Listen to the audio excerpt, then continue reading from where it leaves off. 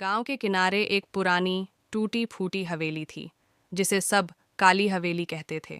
कहा जाता था कि वहां रात के समय अजीब अजीब आवाजें आती थीं। दरवाजों का खुद ब खुद खुलना, किसी के रोने की आवाज और ठंडी हवाओं में बुदबुदाहट। एक रात साहिल नाम का एक युवक, जो भूत प्रेत में विश्वास नहीं करता था, दोस्तों की शर्त पर उस हवेली में रात बिताने चला गया। उसके पास बस एक टॉर्च और एक पुराना कैमरा था। जैसे ही उसने हवेली का दरवाज़ा खोला, एक ठंडी लहर उसके शरीर से टकराई। भीतर घुप अंधेरा था, दीवारों पर जाले लटक रहे थे और फर्श पर धूल की मोटी परत थी। वह धीरे धीरे एक कमरे से दूसरे कमरे की ओर बढ़ने लगा। तभी अचानक उसकी टॉर्च बंद हो गई। घबराकर उसने उसे हिलाया तो टॉर्च फिर जल उठी।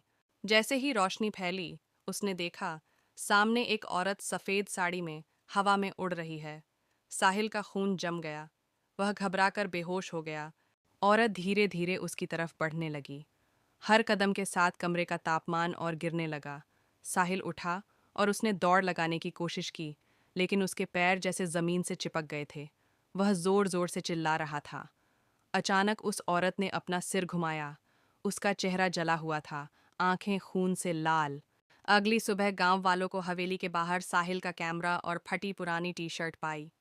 साहिल खुद कभी नहीं मिला, लेकिन रात में अब हवेली से एक और नई चीख सुनाई देती है, साहिल की।